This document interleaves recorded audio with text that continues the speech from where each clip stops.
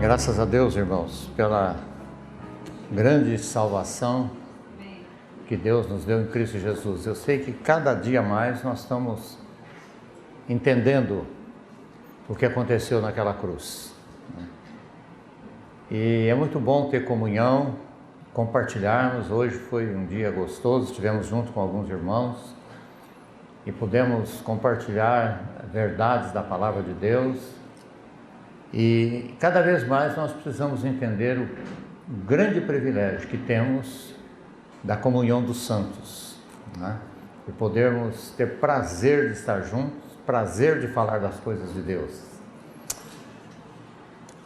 Eu agradeço a Deus por essa oportunidade desses dias aqui. E essa noite, irmãos, eu quero compartilhar um assunto que eu creio que é de grande importância com relação ao nosso relacionamento com Deus e também o nosso relacionamento conjugal e o nosso relacionamento comunitário. Eu quero compartilhar a palavra de Deus no Evangelho de Mateus, no capítulo 18, do versículo 23 até o verso 35. É uma parábola que Jesus conta. Jesus sempre contou parábolas para nos ajudar a entender princípios do reino de Deus. Jesus sempre foi muito prático no que ele falava. Ele conseguia comunicar coisas espirituais de uma maneira muito simples para todo mundo compreender. E aqui ele está contando a parábola do credor incompassivo. Vamos ler. Diz assim a palavra de Deus: Por isso, o reino dos céus é semelhante a um rei que resolveu ajustar contas com seus servos. E passando a fazê-lo, trouxeram-lhe um que lhe devia 10.000 talentos. Não tendo ele, porém, com que pagar, ordenou o Senhor que fosse vendido ele, a mulher, os filhos e tudo quanto possuía, e que a dívida fosse paga. Então o servo, prostrando-se reverentemente, rogou: Sê paciente comigo, e tudo te pagarei. E o senhor daquele servo, compadecendo-se, mandou embora e perdoou-lhe a dívida. Saindo, porém, aquele servo encontrou um dos seus conservos, que lhe devia 100 denários. E agarrando-o, o sufocava, dizendo: Paga-me o que deves. Então o seu conservo, caindo-lhe aos pés, lhe implorava: Sê paciente comigo e te pagarei. Ele, entretanto, não quis. Antes, indo, o lançou na prisão até que saldasse a dívida. Vendo os seus companheiros o que havia passado, entristeceram-se muito e foram relatar ao seu senhor tudo o que acontecera. Então o senhor, chamando-o, lhe disse: Servo malvado, perdoei-te aquela dívida toda porque me suplicaste. Não devias tu igualmente compadecer-te do teu conservo, como também eu me compadeci de ti? E, indignando-se, o seu senhor o entregou aos verdugos, até que pagasse toda a dívida. Assim também, meu Pai Celeste vos fará, se do íntimo não perdoardes cada um o seu irmão. Vamos orar pedindo a graça de Deus. Pai, nós pedimos em nome de Jesus que o teu Santo Espírito trabalhe essa parábola, as verdades contidas nela, Senhor, que possam ficar bem claro para nós os princípios aqui envolvidos. Senhor, que isso possa mexer profundamente conosco, entendendo o grande perdão que nós tivemos em Cristo Jesus, e que essa verdade possa determinar os nossos relacionamentos, de aprendermos a perdoar uns aos outros.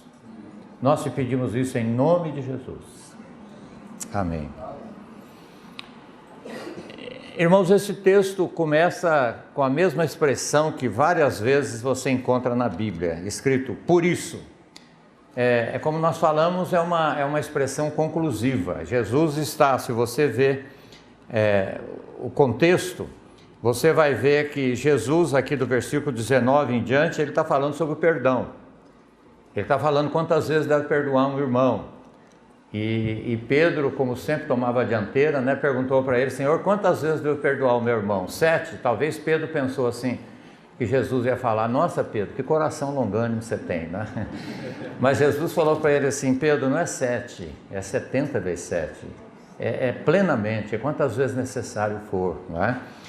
E depois ele fala novamente aqui no versículo 21 e 22 a respeito do perdão. Então é importante entendermos que todo o contexto está falando a respeito de perdão. E por isso Jesus começou a parábola dizendo: por isso, por causa desse ensinamento que ele estava dando, da importância de nós entendermos o grande perdão que nós tivemos e como nós devemos manifestar isso uns aos outros, e de uma maneira específica. Nós estamos falando esses dias sobre o relacionamento conjugal, de uma maneira específica na vida em família, não é? Então nós vamos ver alguns princípios importantes aqui dessa parábola. A primeira verdade que nós podemos ver aqui, irmãos, é que o nosso relacionamento com Deus, quanto mais nós entendermos o que aconteceu naquela cruz, quanto mais nós entendermos o tamanho da dívida que nós tínhamos, quanto mais nós entendermos o que levou Deus, através da sua misericórdia, da sua graça, a nos perdoar ali, quanto mais essas verdades for verdade dentro de nós, isso vai determinar os nossos relacionamentos uns com os outros. E esse texto então fala a respeito de Deus como o grande perdoador. Na verdade, nós aprendemos tudo com Deus, né? Deus é o grande comunicador, né? Você vê isso na Bíblia. Deus é o maior disciplinador que existe. Quando você estuda o livro de Números, você vê Deus disciplinando o povo. E Deus também, a gente pode ver nessa parábola, ele é o maior perdoador que existe. E nós precisamos aprender verdades profundas com Deus através desse texto que nós lemos aqui. E eu queria então mostrar que, em primeiro lugar, o nosso relacionamento com Deus depende totalmente do que aconteceu naquela cruz. Porque nenhum de nós pode ter um relacionamento saudável com alguém que você está devendo. Se tivesse algum irmão aqui devendo para mim, soubesse que eu vim aqui passar esse fim de semana, dificilmente ele estaria aqui, né? Ou se tivesse, ele estaria tentando se esconder aí atrás, né? Ele carregava uma condenação dentro dele, né?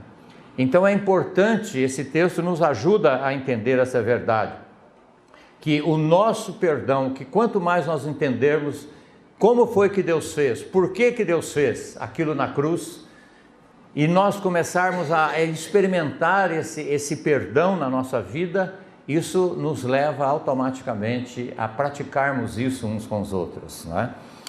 E eu creio que o texto que pode mais nos ajudar a respeito do perdão ali que aconteceu na cruz, está lá em Colossenses, no capítulo 2, do versículo 14 e 15. Paulo estava ali usando uma linguagem comercial para ajudar aqueles irmãos a entenderem o perdão de Deus. Ele fala que Deus tinha nas mãos uma nota promissória de cada um de nós, que constava de ordenanças e que de alguma maneira nos era contrária.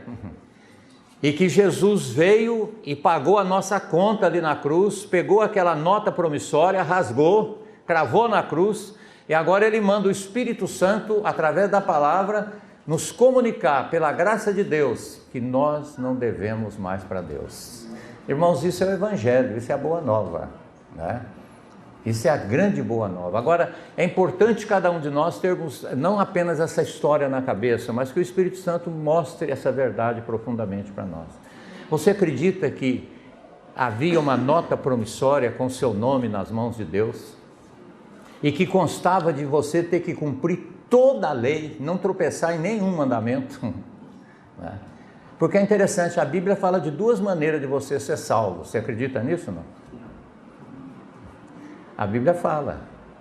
A Bíblia fala que se você cumprir todos os mandamentos de Deus, sem nunca pecar, nem por pensamento, nem por palavra, nem por obra, você vai ser salvo. Você não precisa de Jesus, né?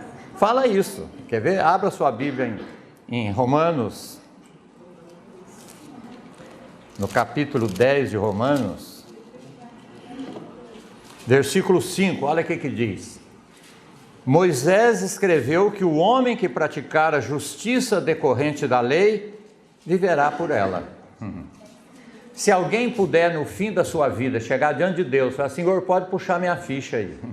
Eu nunca pequei, nem por pensamento, nem por palavras, nem por obras, você está salvo, você não precisa da cruz de Cristo. Agora, como ninguém consegue isso, então todos nós precisamos de entender o que aconteceu naquela cruz, né? E Gálatas também fala a mesma coisa, em Gálatas 3,12, olha o que diz. Gálatas 3,12 diz assim: ora, a lei não procede de fé, mas aquele que observar os seus preceitos, por ela viverá. Se alguém pode realmente satisfazer a santidade de Deus, toda a justiça de Deus, essa pessoa não precisa de Jesus. Mas eu creio que nenhum de nós aqui tem coragem de deixar passar o filme da nossa vida aqui para todo mundo assistir, né? Nós precisamos primeiro ter essa convicção dada pelo Espírito Santo de que nós somos pecadores, de que nós temos uma dívida impagável diante de Deus.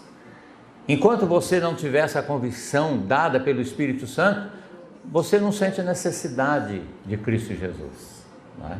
Assim como uma pessoa que não está convencida de uma doença grave, ele não sente necessidade do médico nem do remédio, né? Ele precisa ser convencido. E quanto mais grave ele tiver consciência da doença dele, mais valor ele vai dar no remédio, né? E isso acontece também conosco com relação a Deus. E essa parábola nos ajuda bastante a entender algumas verdades importantes que nós precisamos entender aqui, né? Então, em primeiro lugar, irmãos, o nosso relacionamento com Deus. Jesus começa contando uma parábola e eu queria chamar a sua atenção para o versículo 23 e para o 35. O 23 ele diz assim: por isso o reino dos céus é semelhante a um rei que resolveu acertar contas com seu servo. Ele está mostrando um princípio do reino dos céus. E ele conta uma parábola para nos ajudar a entender como é que funciona o reino dos céus. E depois no 35, no final, ele conclui dizendo assim: assim também meu Pai fará com aqueles que do íntimo, não é apenas de boca, não é? Mas do íntimo não perdoar cada um seu irmão.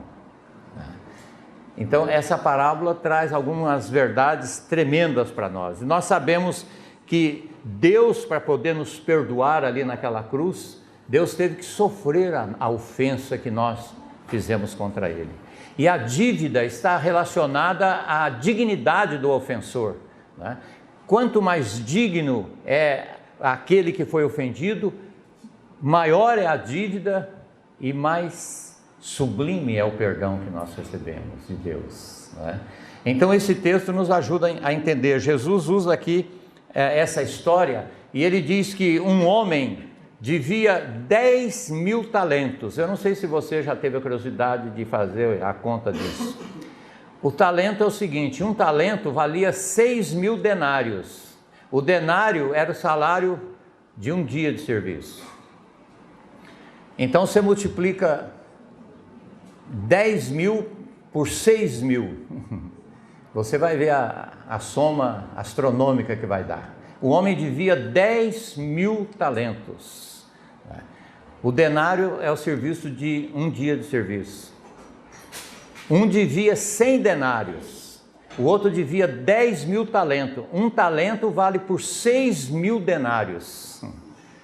Então você tem que multiplicar 10.000 por 6.000, senão me foge a memória aqui, dá 60 milhões de dias de serviço. Era uma dívida impagável, não tinha jeito de pagar. E Jesus conta que aquele homem foi chamado para prestar conta, e que ele pediu clemência, e que ele foi perdoado. E que ele saiu dali e encontrou um que devia para ele 100 denários. 100 denários é 100 dias de serviço, é uma dívida perfeitamente impagável. Dá 3 meses e pouquinho mais de dia de serviço. E ele que tinha recebido um perdão de uma dívida impagável, ele não quis perdoar o outro de uma pequena dívida. E algumas pessoas vendo aquilo contaram para o homem, e ele chamou, falou: você não foi perdoado, você não ficou alegre? Falou: agora, para que você aprenda, você vai ser entregue aos atormentadores e você não vai sair dali enquanto não pagar o último centavo. Irmãos, isso é um princípio muito sério que acontece no meio do povo de Deus. Tem muitos cristãos vivendo angustiado, perturbado, porque eles dizem que foram perdoados de uma dívida impagável e eles não perdoam as dívidas uns dos outros. E isso traz consequência muito séria para o nosso relacionamento com Deus, para a nossa saúde, para o nosso relacionamento em casal, não é? Como nós vamos ver aqui. Agora, para que Deus pudesse nos perdoar naquela cruz, irmãos, nós precisamos entender uma verdade. A graça foi de graça para nós, mas para Deus custou o mais alto preço. Você, quando lê todas as cartas do Novo Testamento, você vê a saudação de Paulo, de Pedro, de João, sempre é graça e paz. Você nunca vai ver paz e graça, porque a paz é fruto da graça. Se não houvesse graça de Deus em nos perdoar, nós não teríamos paz com Deus, não tínhamos jeito de ter paz. Nós carregaríamos uma eterna condenação dentro de nós. Mas quando você pega Romanos 5:21, Paulo usa ali uma analogia que nos ajuda a compreender mais profundamente o assunto.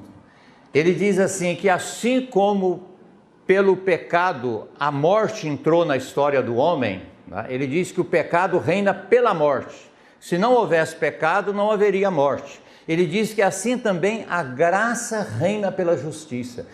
Deus não podia nos dar graça sem primeiro demonstrar a sua justiça ali na cruz do Calvário. Eu não sei se alguma vez você já perguntou para você mesmo: como é que pode um Deus santo e justo perdoar pecadores sem cometer injustiça? Nós não aceitamos isso. Se você souber que um marginal foi preso e que o juiz foi lá e decretou que ele é inocente, você fica revoltado com isso, não é? Nós ficamos revoltados. Mas a Bíblia diz que Deus pôde fazer isso com relação a nós. E Paulo explica lá em Romanos, no capítulo 3, versículo 25 e 26, que a única maneira de Deus fazer isso de uma maneira digna do caráter dele, nos salvar de uma maneira digna, foi através da cruz de Cristo, que não teria outro jeito. Deus não varreu o nosso pecado para debaixo do tapete do universo, né? Ele tratou do nosso pecado ali na cruz. Jesus suportou a ira de Deus, o castigo que nós merecíamos ali naquela cruz, né? E Paulo diz que era a única maneira, ele fala lá em Romanos 3, 25, 26, que é a única maneira de Deus poder ser justo e justificador. Se a cruz não existisse, Deus seria eternamente justo como Ele é, mas nós estaríamos eternamente perdidos. Se Ele nos justificasse sem a cruz, ia ficar provado que Ele não é um Deus tão justo, tão santo como Ele diz que é. Ele acabou sendo conivente com o nosso pecado, tá? A única maneira de Deus nos salvar de uma maneira digna do caráter dele foi através da cruz de Cristo. A única maneira que Ele pôde ser justo. Vamos ler esse texto? Eu acho que é importante você ler esse texto. É Romanos, capítulo 3, versículo 24 em diante, ele diz assim: sendo justificados gratuitamente por sua graça, mediante a redenção que há em Cristo Jesus, a quem Deus propôs. Preste bem atenção, Paulo está dizendo que foi Deus que propôs que Cristo morreria no nosso lugar na cruz do Calvário, né? A igreja primitiva entendeu isso. Quando você lê o livro de Atos, no capítulo 2, versículo 43, 42, eles entendem isso perfeitamente. Eles falam que realmente Jesus foi entregue pelo determinado desígnio e presciência de Deus. E Paulo aqui está dizendo isso, que Deus propôs que o sangue de Cristo como propiciação, nós precisamos entender às vezes um pouco do Velho Testamento para entender essa linguagem. Lá no Velho Testamento, quando tinha o tabernáculo, tinha lá o Santo dos Santos, onde o sumo sacerdote entrava uma vez por ano, no dia da expiação, e tinha lá a arca da aliança ali, onde tinha 2 querubins, e ali em cima tinha uma lâmina de ouro, todinha de ouro, como um vidro que a gente coloca em cima das mesas hoje. Aquilo ali era chamado de propiciatório. E o sumo sacerdote, no dia que ele sacrificava pela nação, ele tinha que trazer ali, depois de fazer por ele fazia pela nação, matava um animal, trazia o sangue e colocava aquele sangue ali naquele lugar, e Deus vinha através de uma chama de fogo e consumia aquele sangue. Deus estava se tornando propício, né?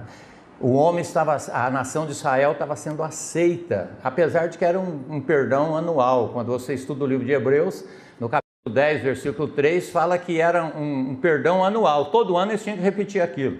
O escritor de Hebreus chega a dizer que na realidade eles estavam fazendo comemoração do pecado deles, né? Porque era aniversário do pecado, todo ano eles estavam repetindo. Mas o livro de Hebreus diz que em Cristo foi feito uma vez por todas, uma vez para sempre, né? E quando a Bíblia fala do sangue do cordeiro, não é que o valor está no sangue, no fluido físico do corpo, nem do animal que prefigurava e nem de Cristo. É que o sangue é a prova incontestável que uma pessoa morreu. Se o sumo sacerdote entrasse, por exemplo, com a orelha do animal, não provava que o animal tinha morrido. Se entrasse com o rabo do animal, não provava que tinha morrido. Mas ele entrava com o sangue do animal. A Bíblia diz que a vida está no sangue. Então, quando nós falamos que o sangue de Jesus nos purificou, nós estamos falando que a vida santa dele foi derramada naquela cruz. Que nós fomos justificados pela vida de obediência, pela perfeição dele, pela santidade dele. Não é uma coisa mística que o valor estava no sangue derramado. Não é? O sangue é a prova que ele morreu. Mas se ele não fosse justo, santo e perfeito, a morte dele não teria efeito nenhum para nós, né? Então esse texto aqui de Romanos nos fala isso. Ele diz assim, que Deus propôs no seu sangue como propiciação mediante a fé. Olha bem para que Deus fez isso: para manifestar a sua justiça. A maior demonstração da justiça de Deus está na cruz de Cristo. Ele diz que foi para manifestar a sua justiça, por quê? Por ter Deus na sua tolerância deixado impune os pecados anteriormente cometidos. E por que Deus fez isso? Porque ele tinha em vista a manifestação da sua justiça no tempo presente, para ele mesmo ser justo e justificador daquele que tem fé em Jesus. Então, irmãos, não havia outro meio. Deus não podia nos perdoar de outra maneira. Jesus, na sua humanidade, chegou a dizer assim: Pai, se for possível, passa de mim esse caso. Ele está dizendo: Pai, se tiver um outro jeito do Senhor reconciliar com seus filhos, sem que eu passe por essa experiência. Mas ele não terminou a oração dele assim, ele terminou dizendo: mas contudo, faça a tua vontade e não a minha.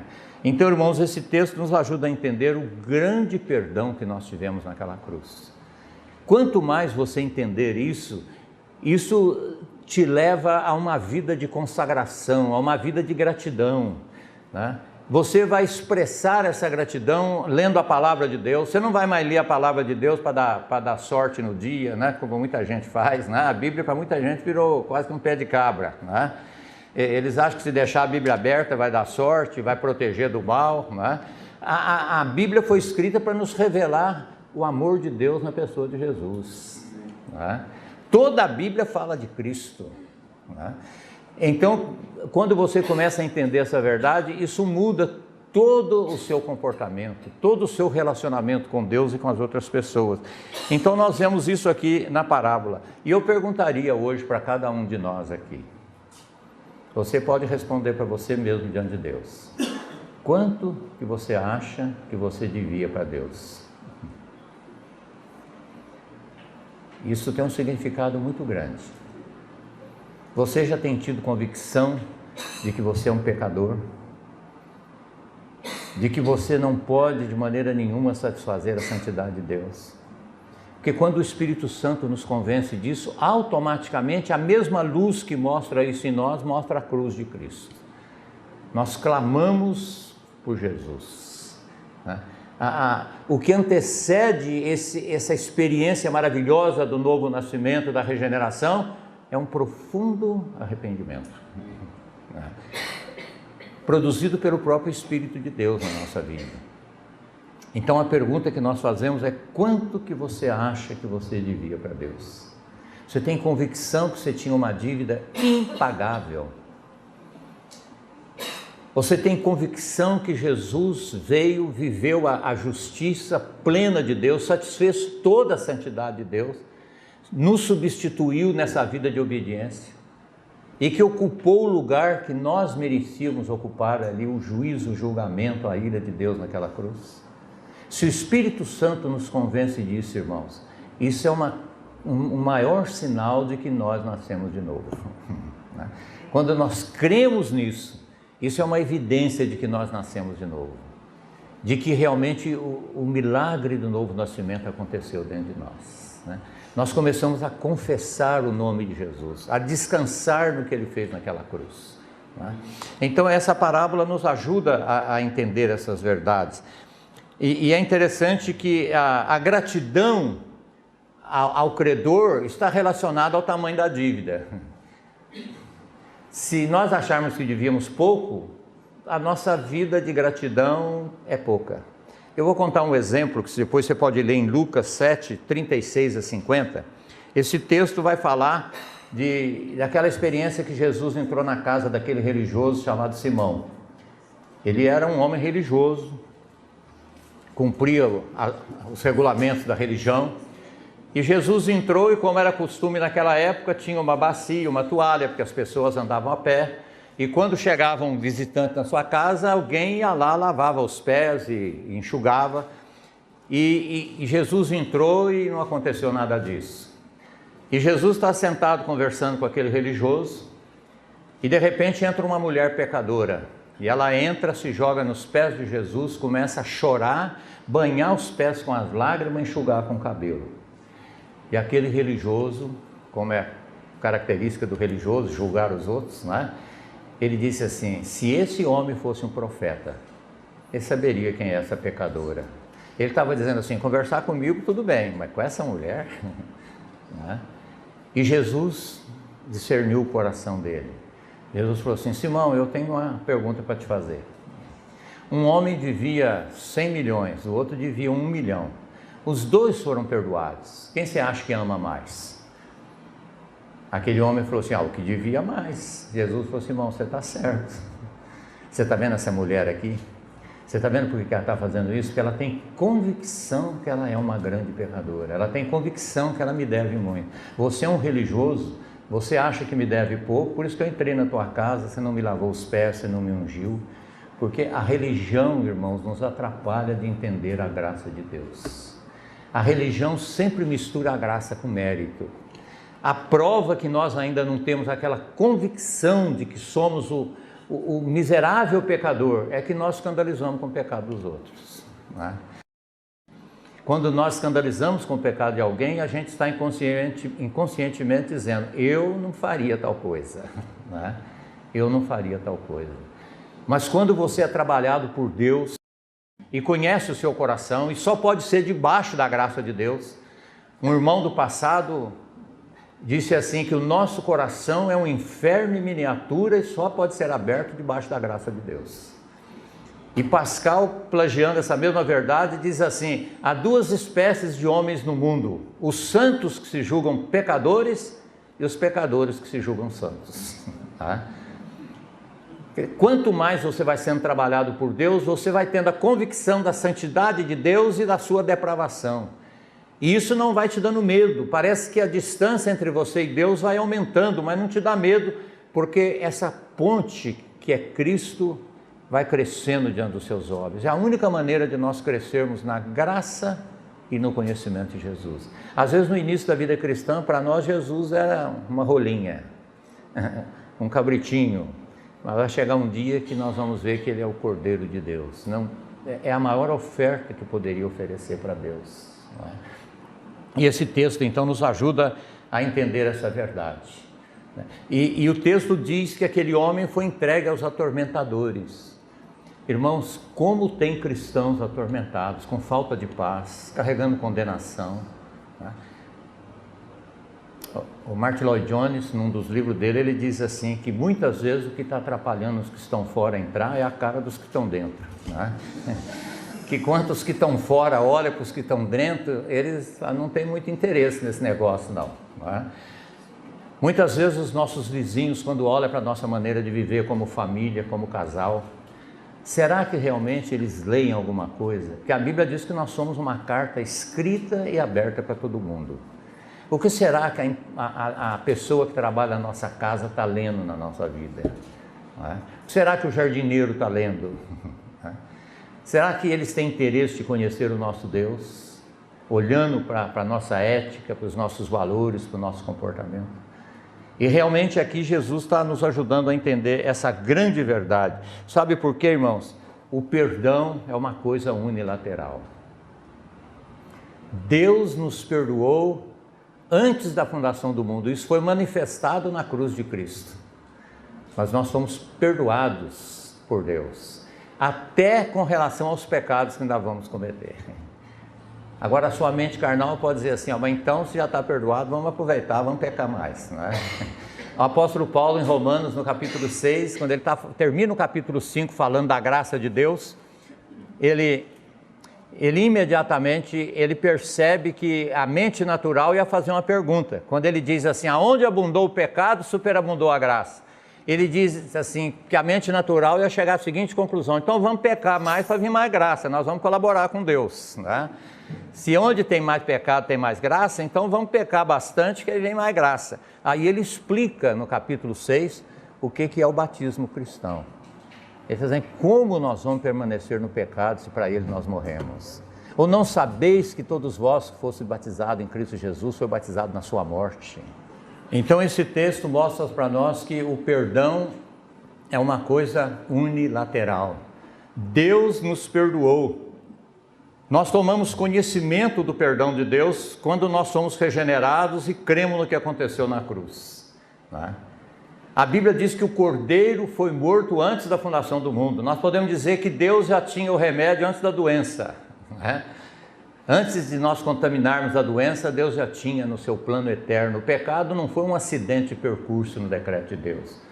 Tudo isso faz parte de um plano eterno de Deus, né? Para manifestar a glória de Deus, a justiça de Deus, o coração amoroso de Deus, a ira de Deus contra o pecado. Deus usa tudo isso para manifestar os seus atributos a nós.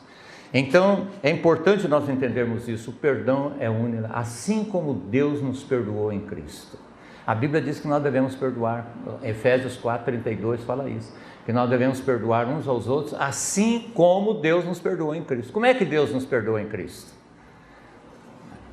Ele não falou assim, tudo bem, eu vou te perdoar, mas deixa eu falar um negócio para você primeiro, né?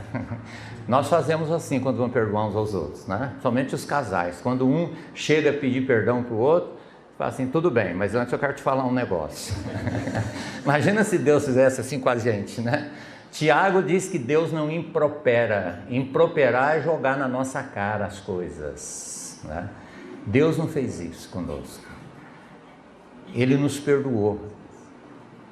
Ele pegou a dívida e rasgou. E todas as vezes que nós confessamos hoje o pecado, é para receber o perdão que já foi dado, né?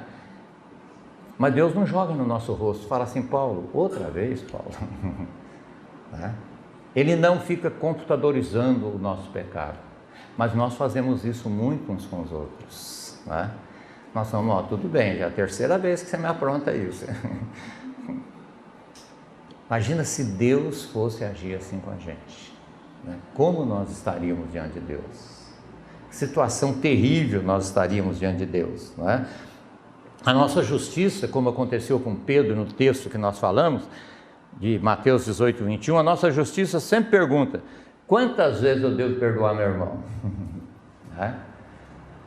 A Bíblia responde que assim como Deus nos perdoou em Cristo Jesus, da mesma maneira, Ele rasgou a dívida. Irmãos, há tanta gente vivendo mal porque carrega uma carteira de cobrança aqui dentro. Às vezes de pais, de familiares, de avós, às vezes de gente até que já morreu. Carrega remorso, ressentimento, amargura. Uma pessoa dessa não pode ser feliz, né? Eu falei para a Dulce que um dia eu tinha vontade de pintar um quadro assim, que muitos cristãos seria assim, uma bola de ferro muito grande na cabeça, escrito assim, preocupações do futuro. E uma outra corrente no pé e uma bola muito grande amarrada na ponta, escrito mágoas do passado. Como que essa pessoa vai ser feliz na vida? Não é? Que jeito que essa pessoa vai caminhar com Deus? Agora, nós temos que aprender com Deus. Sabe por quê, irmãos? Porque nós só podemos relacionar com Deus quando nós temos certeza do perdão dele. Nós temos certeza que não devemos mais para ele. Nós começamos o Espírito Santo que vem habitar em nós nos leva a chamá-lo de Pai, né? De Pai. Nós não temos mais condenação na nossa cabeça, né? E Deus fez isso de uma maneira unilateral. Ele não esperou que nós fôssemos pedir perdão para ele. Ele nos perdoou. Hoje nós confessamos, e quando nós confessamos, nós não estamos dando informação para Deus, né? Nós estamos assumindo uma verdade diante de Deus, que é o referencial santo e moral supremo do universo. Não há nada na sua vida que você vai falar para Deus que Deus vai levar um susto, falar, nossa, isso eu nunca pensei a respeito de você, não é? Nós que às vezes não temos coragem de praticar a verdade diante de Deus, de assumir uma verdade diante de Deus, não é? Mas Deus, você leia em casa depois, o irmão que abriu aqui falou do Salmo 139. Você leia em casa o Salmo 139, é maravilhoso. Davi fala, Senhor, para onde eu vou fugir da tua presença? Se eu subir lá no mais alto, se eu está, se eu descer no mais profundo, se eu pedir para as trevas me encobrirem, para o Senhor treva e luz é a mesma coisa, não é? E depois ele começa a falar da onisciência de Deus. Ele fala, Senhor, antes que uma palavra chegue na minha boca, o Senhor já sabe. O Senhor esquadrinha o meu coração. Depois ele começa a falar do poder de Deus. Ele fala, Senhor, o Senhor me formou de uma maneira maravilhosamente, né? Antes que um osso meu fosse formado no ventre da minha mãe, o Senhor me conhecia e me chamava pelo nome. Você crê nisso? Você crê que antes que um osso teu fosse formado no ventre da sua mãe, Deus já te conhecia? Faz parte do plano de Deus você ter nascido. Irmãos, quando nós começamos a meditar nisso e a crer nisso, isso muda nosso relacionamento com Deus.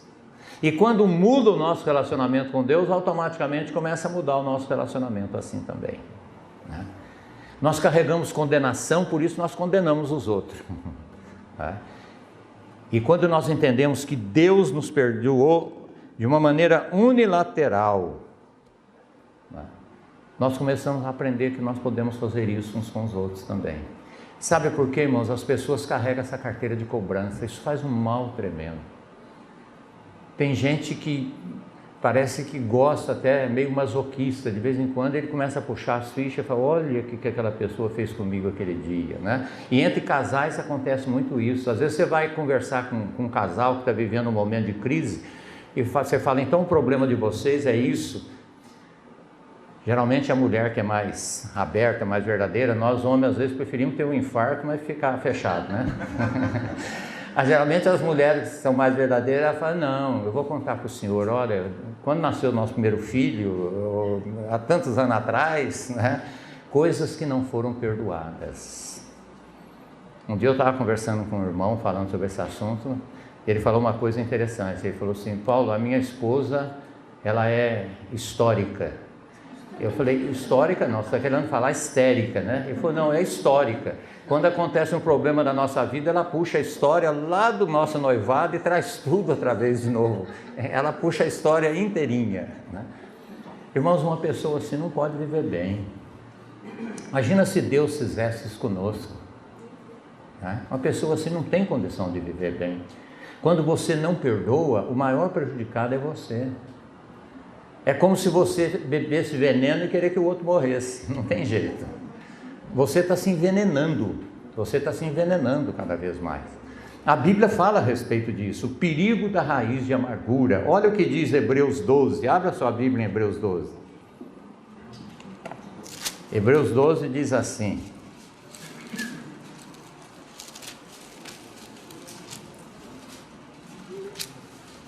Hebreus 12, 14 a 17. Segui a paz com todos e a santificação, sem a qual ninguém verá o Senhor. atentando diligentemente para que ninguém seja faltoso, separando-se da graça de Deus, nem haja alguma raiz de amargura que brotando vos perturbe, e por meio delas muitos sejam contaminados. Nem haja algum impuro ou profano como foi Esaú, qual por um repasto vendeu o direito de primogenitura, pois posteriormente, querendo herdar a bênção, foi rejeitado, pois não achou lugar de arrependimento, embora com lágrimas o buscasse. Irmãos, quando nós não perdoamos, quando alguém faz alguma agressão a nós, comete algum pecado contra nós, é como se uma semente de amargura caísse no nosso coração. E nós podemos, pela graça de Deus, tirar essa semente antes que ela brote. Nós podemos perdoar. Quando nós entendemos o que aconteceu naquela cruz, a grande dívida, nós perdoamos. Se você não perdoar, aquela semente vai brotar, é o que o texto de Hebreus está falando. Aquela semente vai brotar, vai virar uma árvore de amargura dentro de você, e vai começar a te perturbar tanto, que você vai ter que procurar alguém para te dar apoio. Geralmente acontece isso, né? Quando você não perdoa, você está sentindo tão mal que você chega para alguém e fala: irmão, você conhece fulana de tal? Eu vou te contar uma coisa, você vai me dar razão. Você já começa assim, não é? Sabe por quê, irmãos? Emocionalmente nós somos como uma balança de 2 pratos. Quando você está bem com Deus, você está bem emocionalmente, bem espiritualmente. Agora, quando você guarda um ressentimento, é como colocar-se aqui 10 quilos desse lado. A balança emocional faz isso. Há 2 maneiras de você equilibrar essa balança. Uma é errada, outra é certa. A errada é você começar a justificar o porquê que você não perdoa. Você vai pedindo para os outros justificar, vai pondo peso aqui. Você vai ficar debaixo de pressão.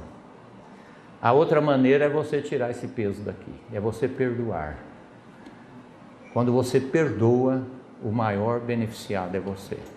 Irmãos, nós temos tido experiência, pela graça de Deus, de ajudar pessoas já de idade avançada, tanto fisicamente como na vida com Deus, que viviam mal, que guardavam amarguras de avô que já tinha morrido, porque a mãe passou para ela a história de que foi deserdada, porque o avô não queria casamento. Essa mulher, depois de um certo tempo na velhice, começou a ter crises que médico nenhum descobria o que era, né?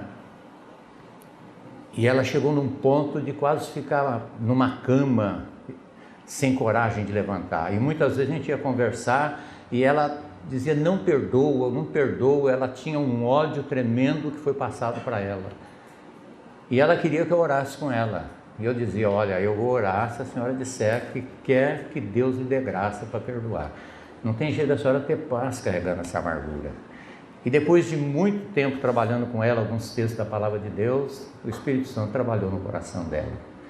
E um dia ela chamou a mim, a Dulce, e falou assim: eu quero que vocês orem comigo. Eu quero experimentar o milagre do perdão. De outras palavras, ela disse. Irmãos, aquela mulher ia até para psiquiatra, tomando remédio forte. O dia que ela perdoou esse avô que já tinha morrido, essa mulher viveu mais uns 20 anos, nunca mais teve problema de ir atrás de psiquiatra, de ninguém. Ela carregava uma dor, uma ferida muito profunda dentro dela. E quando nós entendemos o que aconteceu naquela cruz, nós começamos a praticar esse perdão. Irmãos, essa é a vida abundante que Deus veio trazer para nós. A maioria dos casais não estão desfrutando de um mistério, da intimidade, do prazer, porque eles estão carregando, guardando, cada um contabiliza, né? Eu lembro que no começo do nosso casamento eu fiz muito isso com a Dulce. Eu guardava coisas para que na hora da guerra eu tivesse bala para disparar nela, né? Mas isso faz muito mal, irmão, porque quando você dispara uma bala emocional, antes de atingir a pessoa, primeiro rasga o seu peito. Você é o primeiro ferido no processo, né? E Deus, através de muitos textos da palavra, inclusive esse texto foi muito importante, tem sido muito importante na minha vida. Eu entender o que realmente aconteceu naquela cruz. O tamanho da dívida que eu tinha. O que Deus teve que fazer para que eu pudesse ser perdoado e ser aceito. Eu gostaria, irmãos, de terminar contando uma ilustração, que eu gosto muito dessa ilustração. Ela está num dos livros que eu até recomendei para você, do Vai Hesse. ele falando sobre o perdão, ele conta essa ilustração. E depois, um dia eu vi na televisão, num programa de fazendeiros, de agricultura, de pecuária, eu vi eles falando que realmente eles fazem isso. Ele conta então que um homem tinha uma fazenda e tinha muitas ovelhas na fazenda, muitos tipos de ovelha, nascia todo dia ovelhas branca, malhada, preta, e nascia muitas ovelhas. E um dia uma ovelha dar a cria, a ovelhinha nasceu morta. E daí a pouco uma outra ovelha deu a cria, e ao dar a cria a ovelha morreu. Ele ficou com uma mãe sem filha e uma filha sem mãe. E na hora de mamar ele fez o que nós faríamos. Ele pegou aquela ovelhinha que tinha perdido a mãe e levou para mamar naquela mãe que tinha perdido a filha. Mas a hora que ele pôs para mamar, o animal, ele quando dá cria, ele come até a placenta, ele tem um cheiro muito forte do filhote, do filho dele. E aquela ovelha virava e cheirava aquela ovelhinha e não sentia o cheiro dela, e ela não aceitava. Ela dava cabeçada, dava coice, e ele pelejou e não teve jeito. E ele levou a ovelhinha e falou, ela não vai aceitar. Eu vou ter que arrumar um outro jeito de salvar essa ovelhinha. Mas ele teve um estalo, um clique. Ele pegou uma faca bem afiada, pegou aquela ovelha que tinha morrido, que era a filha dela, e com cuidado ele tirou toda a pele daquela ovelha. E ele colocou a pele daquela ovelha em cima da ovelhinha viva. E ele levou para mamar. E a ovelha virava e cheirou aquela pele e aceitou a ovelhinha, porque sentiu o cheiro do filho dela. Irmãos, essa história é a que mais me ajuda a entender o que aconteceu naquela cruz. Deus teve que tirar a nossa pele de pecado e colocar em Cristo para julgar o nosso pecado. E ele teve que pegar a pele de Cristo, a justiça de Cristo, a santidade de Cristo e nos revestir, imputar em nós isso, acreditar a nosso favor, para que ele pudesse sentir o cheiro do seu Filho em nós, para que ele pudesse nos aceitar. Irmãos, essa é a grande verdade do perdão de Deus. Quanto mais nós entendermos isso, mais vai mudar o nosso relacionamento com Deus, mais vai mudar o nosso relacionamento conjugal, comunitário e aonde quer que seja. E nós vamos ter prazer de nos entregar a Deus, nós vamos ter uma vida de gratidão, nós vamos ter prazer de pregar o Evangelho lá fora e falar desse Deus maravilhoso que fez o maior milagre que podia acontecer no universo, através da pessoa de Jesus. Amém. Que Deus nos abençoe. Vamos ter um momento de oração silenciosa, aquilo que Deus falou ao seu coração. Coloca isso diante de Deus. Se Deus tem falado durante a mensagem que você realmente está carregando uma carteira de cobrança, que você está vivendo uma vida cristã tão rasteira, tão ruim, pratica a verdade com Deus. Só, Senhor, é verdade, eu carrego dentro de mim coisas, eu quero hoje, em nome de Jesus, eu quero perdoar isso. E você pode fazer isso de uma maneira unilateral. Pode ser que essa pessoa que te ofendeu nunca venha te pedir perdão, mas você pode perdoar. Você pode perdoar, e se um dia ela vier te procurar, ela vai perceber que você, ao conversar com ela, já tinha perdoado. Assim nós vamos entender o que aconteceu naquela cruz cada dia mais. Pai, te agradeço por essa noite, por esse tempo que nós pudemos estar juntos, em nome de Jesus, diante da Tua Palavra, debaixo do ministério do Teu Santo Espírito. Ó Pai, que o Teu Santo Espírito trabalhe as verdades da Tua Palavra na nossa vida. Senhor, que Ele possa, através da Tua Palavra, nos convencer do que aconteceu naquela cruz, de que nós fomos declarados inocentes, que foi creditado na nossa conta a herança, sermos co-herdeiros com Deus em Cristo Jesus. Senhor, e que essas verdades não sejam apenas doutrina na nossa cabeça, mas que isso ganhe os nossos afetos, nosso coração, que isso nos leve a praticar isso uns com os outros, porque assim o Teu nome vai ser glorificado, Senhor.